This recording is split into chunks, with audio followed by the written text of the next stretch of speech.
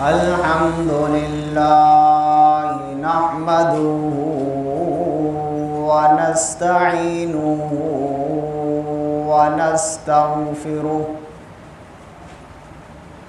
ونستغفره ونؤمن به ونتوكل عليه ونعوذ بالله من شرور أنفسنا ومن سيئات أعمالنا من يهد الله فلا مضل له ومن يضلله فلا هادي له ونشهد أن سيدنا وسندنا وشفيعنا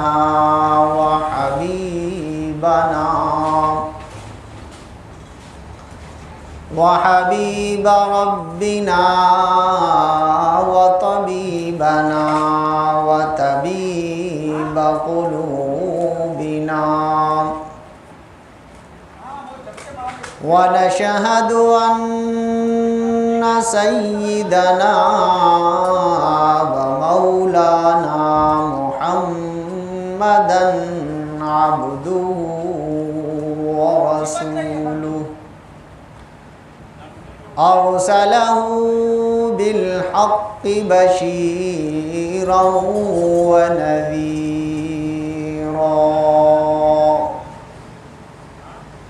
أما بعد أعوذ بالله من الشيطان الرجيم بسم الله الرحمن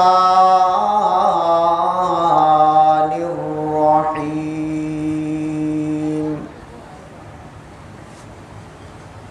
كنتم خير أمة أخرجت للناس تأمرون بالمعروف وتنهون عن المنكر وتؤمنون بالله اللهم صل على محمد وعلى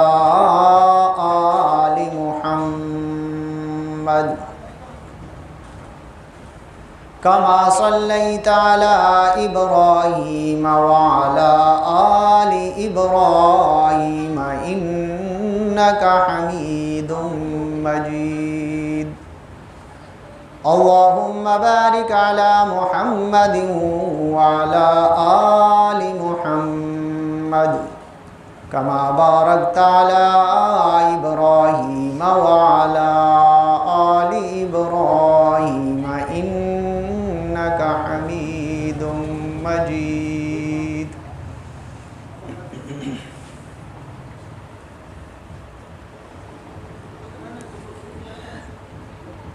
میرے انتہائی قابل احترام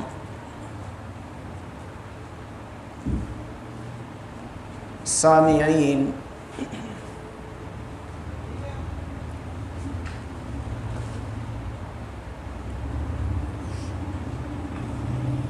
آج جمعۃ المبارک ہے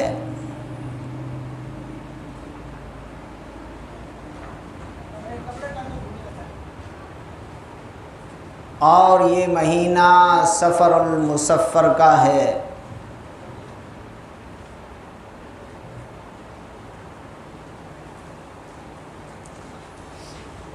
اس نسبت سے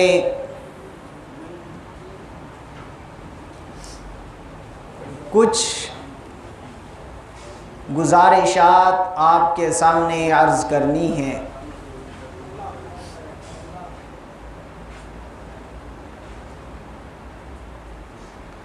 کہ ہم الحمدللہ ثم الحمدللہ مسلمان ہیں اور ہم نے کلمہ پڑھا ہے لا الہ الا اللہ محمد الرسول اللہ، اور ہم نے کلمہ پڑھ کے اقرار کیا ہے، اس چیز کا وعدہ اور عزم کیا ہے، ہم نے یہ تہیہ کیا ہے کہ جو ہم نے کلمہ پڑھا ہے اس کلمے کو آگے لے کر چلیں گے، اور اس کلمے کے جو احکامات ہیں، جو کلمہ ہم سے چاہتا ہے، ہم نے اسی کے مطابق اپنی زندگی گزارنی ہے۔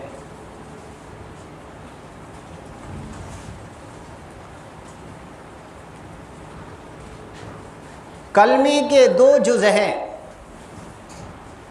پہلا جز لا الہ الا اللہ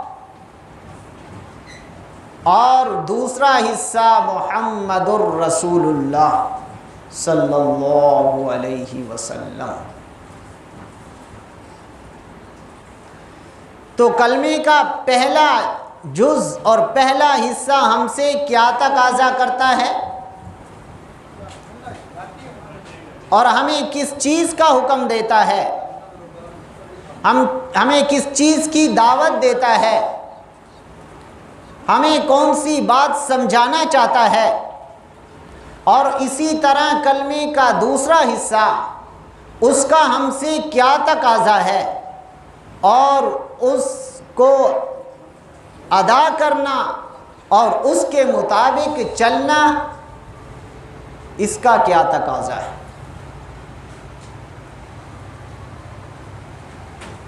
تو گرامی قدر، یہ پہلا حصہ تو تمام نبیوں کے ساتھ مشترکہ تھا، آدم علیہ السلام سے لے کر محمد عربی صلی اللہ علیہ وسلم تک پہلے کلمے کا جو پہلا حصہ ہے وہ ایک ہی رہا ہے، اور اس پہلے حصے میں اللہ رب العزت کی وحدانیت ہے، اللہ رب العزت کی ربوبیت ہے، اللہ رب العزت کی خالقیت ہے، اللہ رب العزت کا مالک ہونا ہے، اللہ رب العزت کا خالق ہونا ہے، اللہ رب العزت کا مختار کل ہونا ہے، اللہ رب العزت کا آسمان اور زمین کا مالک ہونا بتاتا ہے، اور ہر چیز کا مالک اللہ ہے، ہر چیز کا خالق اللہ ہے، وحدہ لا شریک اللہ ہے، عبادت کے لائق اللہ ہے، سجدے کے لائق اللہ ہے، عبادت اور ریاضت کے لائق اللہ ہے، اور ہر مشکل میں پکارنا اللہ کو ہے۔ تو کلمے کا پہلا حصہ ہم سے یہی تقاضا کرتا ہے، اور آدم علیہ السلام سے لے کر محمد عربی صلی اللہ علیہ وسلم تک کلمے کا پہلا حصہ لا الہ الا اللہ،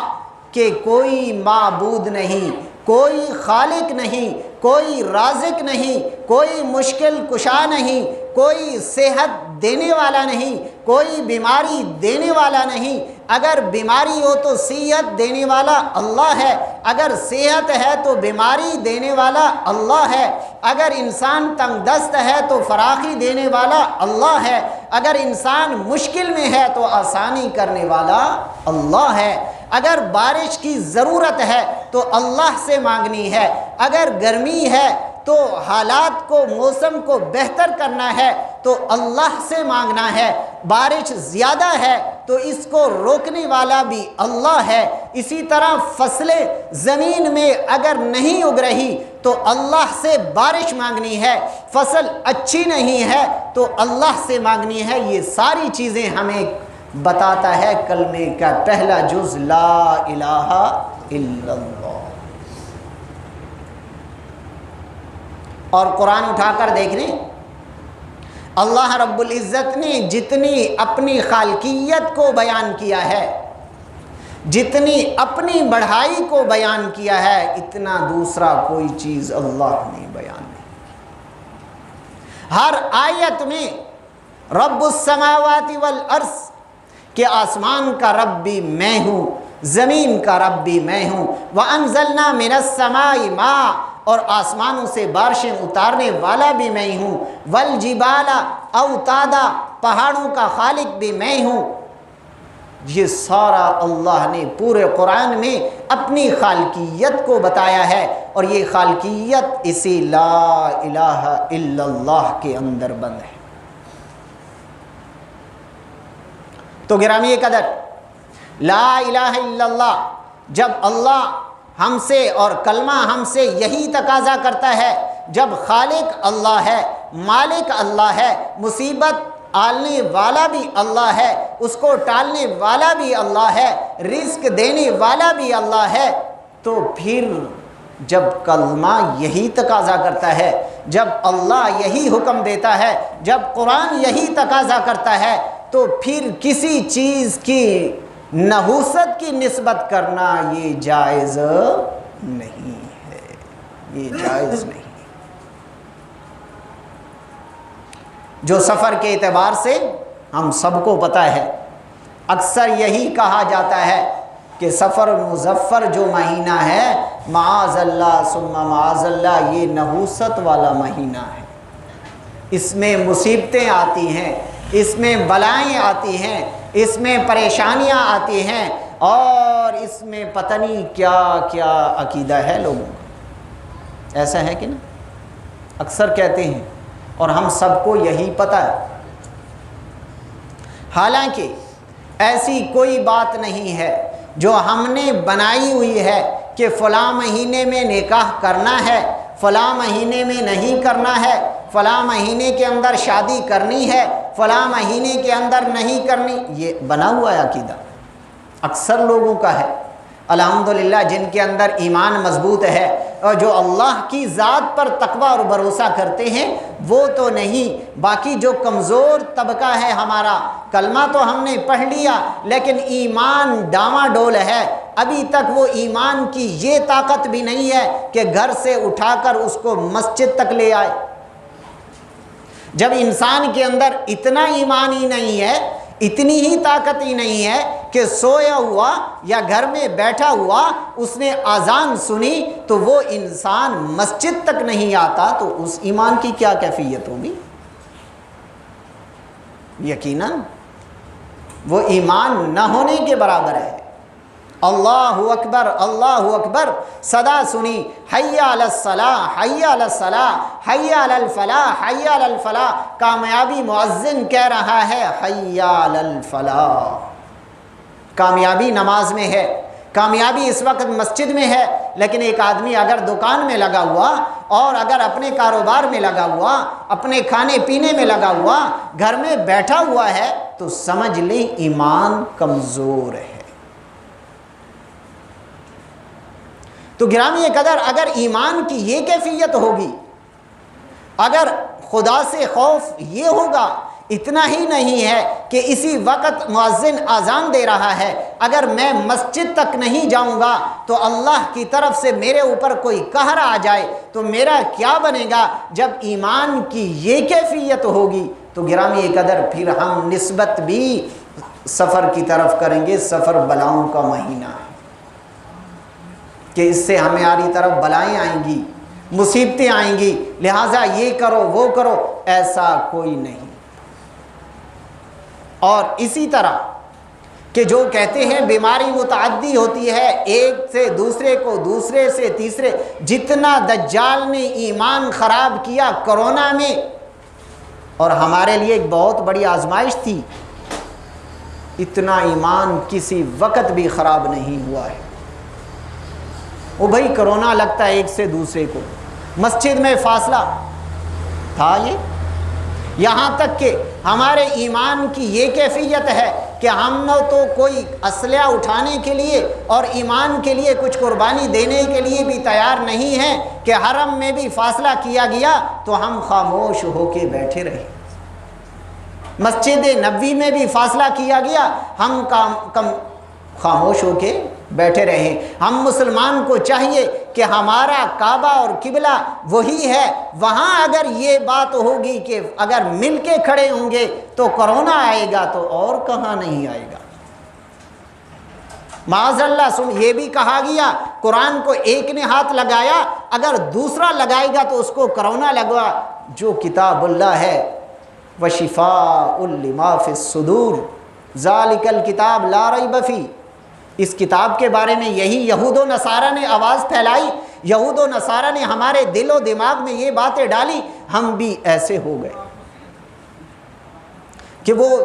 قریب ہوتے تو وہ دور بھاگ جاتے تھے۔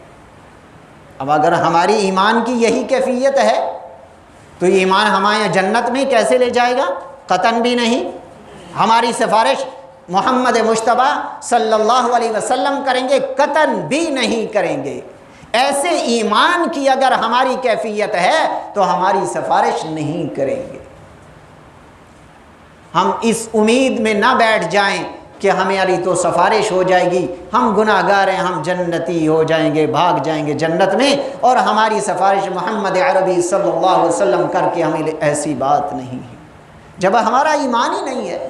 ہم مسجد میں آئے ہوئے، اللہ کے سامنے ٹھہرے ہوئے، اور یہ عقیدہ ہم رکھ کے ٹھہرے ہوئے ہیں کہ کرونا لگتا ہے دوسرے سے، تو گرامی قدر الحمدللہ ثم الحمدللہ اس وقت اگرچہ یہ مسجد بھی نہیں تھی، میں بھی یہی نہیں تھا، جب ہم جہاں نماز پڑھتے تھے ہم جو 10-12 لوگ ہوتے تھے آگے والے، ہم الحمدللہ اس وقت بھی مل کے کھڑے ہوئے۔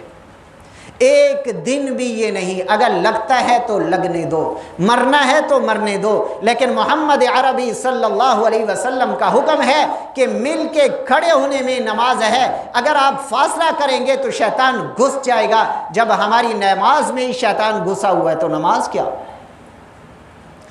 تو گرامی قدر بات دوسری طرف نکل گئی۔ اگر یہ عقیدہ ہو، اور ہمارا عقیدہ جتنا خراب کیا گیا ہے کرونا کے وقت، اور ہم سب ایک دوسرے کو ہاتھ ملانے سے بھی کتراتے تھے، ملنے سے بھی کتراتے تھے، کسی کے گھر جانے سے بھی ڈرتے تھے، اور نماز میں کھڑے ہونے سے بھی ڈرتے تھے، اور اکثر تو اپنے گھروں میں ہی نماز پڑھتے تھے کہ اگر باہر جائیں گے تو کرونا لگ جائے گا۔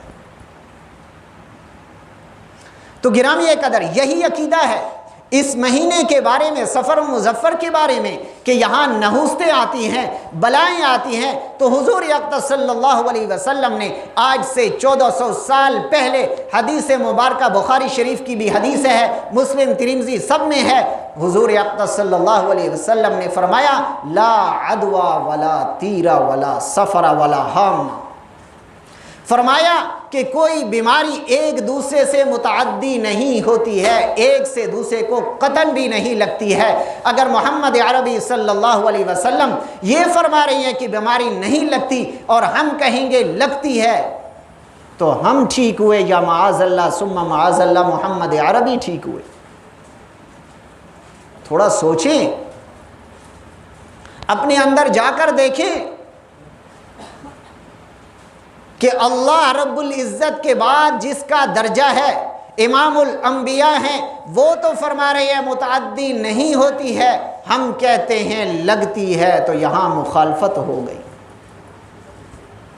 اور آگے فرمایا ولا ہامہ اور ولا سفرہ، سفر میں بھی کوئی نحوست نہیں ہے، کوئی نحوست نہیں ہے۔ لہٰذا آج کے بعد ہم یہ عقیدہ بنا لیں، کسی مہینے میں، کسی دن میں، کسی رات میں کوئی نحوست نہیں ہے۔ اگر نحوست ہے تو ہمارے اپنے اعمال کی وجہ سے ہے، ہمارے ایمان کی وجہ سے ہے۔ ہمارا ایمان اتنا کمزور ہے، ہمارے اعمال اتنا کمزور ہیں، جس وجہ سے ہم دیوار سے بھی ڈرتے ہیں، ہم سائے سے بھی ڈرتے ہیں، ہم اگر کتا گزر جائے تو اس سے بھی ڈرتے ہیں، وہ جن ہو گیا، یہ ہو گیا، وہ ایسے ہی ہے کہ نہیں؟ میرے پاس اکثر آتے ہیں مریض، وہ میں نے دیکھا وہ جن آ گیا ہے، وہ یہ کر دیا، اس نے وہ کر دیا۔ جن بہت بڑا ہو گیا ہم سے، کلام اللہ سے، آیت الکرسی سے، سورت فاتحہ سے، سورت اخلاص سے، قرآن سے جن بھی بڑا ہو گیا۔ کہ ہم اس سے ڈرتے پھرتے ہیں، آئے ہم یہ کریں گے تو وہ ہو جائے گا، یہ کریں گے تو وہ ہو جائے گا؟ کیوں ہم دعاؤں کا اہتمام نہیں کرتے صبح شام کی؟ کیوں ہم روزانہ قرآن کی تلاوت نہیں کرتے؟ کیوں ہم سورۃ اخلاص پڑھ کے نہیں سوتے، سورۃ فاتحہ پڑھ کے نہیں سوتے؟ کیوں ہم چاروں کل جو محمد عربی صلی اللہ علیہ وسلم نے ہمیں تعلیم دی ہے ہم پڑھ کے کیوں نہیں سوتے؟ سورۃ بقرہ کرو، پہلا اور آخری رکوع محمد عربی صلی اللہ علیہ وسلم نے فرمایا پڑھ کے سونے، کیوں ہم نہیں کرتے؟ محمد عربی صلی اللہ علیہ وسلم کی تعلیمات پر عمل تو ہم کرتے نہیں ہیں، اور پھر ہم جنات سے ڈرتے ہیں، سائے سے ڈرتے ہیں، پتہ نہیں کیا کیا ہے ہوتا ہے۔ ایک حقیقت ہے کہ ٹھیک ہے جن شیاطین حملہ آور ہوتے ہیں یہ کوئی نہیں ہے، لیکن ہم سے بڑے نہیں ہیں، اور یہ نہیں ہے کہ ہم کیا ہے دیوار سے بھی ڈرنا شروع کر دیں، ہم اندھیرے سے بھی ڈرنا شروع کر دیں، ہم رات کو نکلنا بھی کیا ہے شروع نہ کریں کہ ڈر رہے، ایسی بات نہیں ہے۔ تو گرامی قدر، لہٰذا اس آیت کے مطابق کنتم خیر امت اخرجت للناس، جب اللہ رب العزت نے اس امت کو بہترین امت قرار دیا، اور اللہ رب العزت نے محمد عربی صلی اللہ علیہ وسلم کو آخری نبی قرار دیا، اور اس امت کو آخری امت قرار دیا اور خیر الامت قرار دیا، تو گرامی قدر ہمیں تو لوگوں کو اس طرف لانا ہے، قرآن کی طرف لانا ہے، حدیث کی طرف لانا ہے، محمد عربی صلی اللہ علیہ وسلم کی فرامین کی طرف لانا ہے، نہ کہ ہم نے ایک ایک جگہ سے، قبر سے بھی ڈرانا ہے، فلاں درخت سے بھی ڈرانا ہے، فلاں قبر سے بھی ڈرانا ہے۔ اس طرح ہم کرتے رہے تو ہم تو بالکل ہی نکلنے کے قابل بھی نہیں ہو جائیں گے اور رہنے کے قابل بھی نہیں ہوں گے۔ تو گرامی قدر، یہ عقیدہ کے سفر میں نحوست ہوتی ہے، توبہ، اور کیا ہے اس میں نحوستیں اور بلائیں ہوتی ہیں، یہ کوئی ایسی بات نہیں، کیونکہ ہم نے اگر ماننا ہے محمد عربی صلی اللہ علیہ وسلم کے فرامین کو، ان کے حکم کو، تو انہوں نے ہمیں یہی حکم دیا اور یہی تعلیم دی، لہٰذا اللہ رب العزت ہمیں یہی عقیدہ رکھنے کی اور یہی ایمان بنانے کی توفیق اور اس پر کاربند رہنا ہماری ذمہ داری ہے کہ ان چیزوں پر کوئی نحوست نہیں ہے، کسی چیز سے کوئی نحوست نہیں ہے، کوئی بیماری کسی سے متعدی نہیں ہوتی ہے کہ ایک سے دوسرے ایسا کوئی نہیں۔ لہٰذا اللہ رب العزت مجھے بھی اور سب کو اس پر عمل کی توفیق عطا فرمائے، اور محمد عربی صلی اللہ علیہ وسلم کی سیرت کو اپنانے کی توفیق عطا فرمائے، اور اس پر کار بند رہنے کی توفیق عطا فرمائے، اور اس کو آگے پھیلانے کی اور آگے عام کرنے کی اللہ ہمیں یہی توفیق عطا فرمائے۔ وما علینا الا البلاغ۔